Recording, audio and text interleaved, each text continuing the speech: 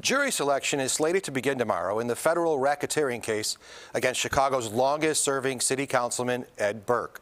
Burke, who stepped away from politics last year, is accused of trading political favors for lucrative business contracts for his law firm.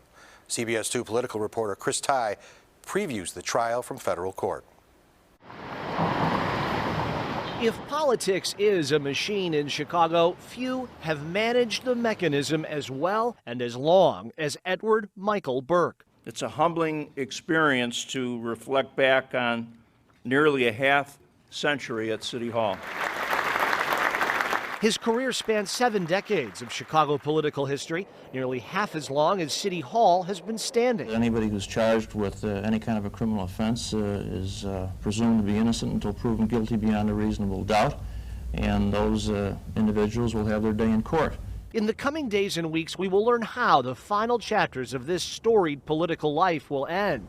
For now, though, let's look at how it began. In 1969, a 26-year-old Burke was fresh from DePaul Law School and had spent a few years walking the police beat, including the prior year at the contentious Democratic Convention. That year, he lost his father, then serving as 14th Ward Alderman on the South Side. Ed quickly assembled a campaign to replace his father. He'd win that race and the 13 that followed, creating a political grip that lasted 9 mayors and over 240 members of council. His career included championing indoor smoking bans, keeping Lake Michigan clean, and exonerating Catherine O'Leary, long labeled, along with her cow, as responsible for the Great Chicago Fire. You wound up with. But most Chicagoans know him for the very public and dramatic council wars of the 1980s. He and Alderman Ed Verdoliak led a group of 29 largely white members of council to stymie and stop the plans and policies of Chicago's first black mayor, Harold Washington. Burke ran briefly for mayor after Washington died in office, but the seat of power he'd occupy longest was head of the city's all-important finance committee. Scandals followed him, questions over using taxpayer-funded drivers, to why his South Side street always seemed to be plowed first. Alderman Burke. He would survive the little earthquakes and the bigger ones to become the longest-serving member of council ever. Later in his career, the harsh critic of Harold Washington championed a new crop of largely African-American aldermen. He and his wife, now retired Supreme Court Judge Ann Burke, who helped found the Special Olympics, adopted an African-American child known as Baby T. The family Burke had a family business, and its patriarch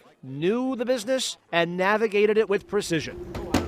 But on November 6, 2018, word came fast. The FBI had zeroed in. His City Hall office papered over as the feds poured over his ward office. Despite a call to resign by some in City Hall, he remained a fixture, though quieter. Oh, good morning, gentlemen. Last fall, he decided not to run again. By then, details had emerged. Former colleague Danny Solis recorded private calls and meetings that led to 14 federal counts. The feds believe he used his power at City Hall to steer business to his private law firm, pressuring clients from Binny's to a Burger King franchisee to those refinishing the old post office.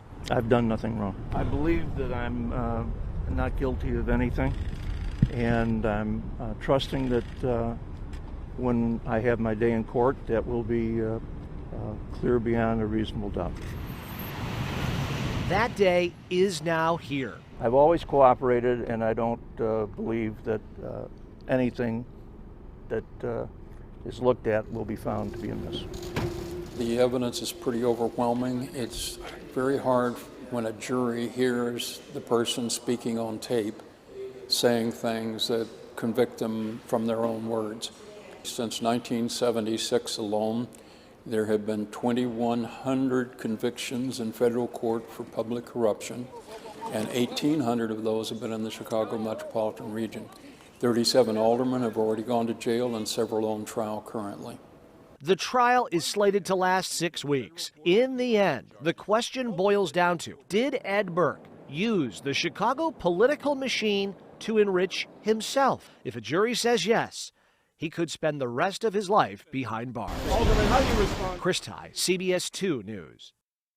Burke isn't the only defendant in the case. He's being tried along with a former political aide who worked alongside Burke for years and a Chicago attorney who was accused of bribing Burke.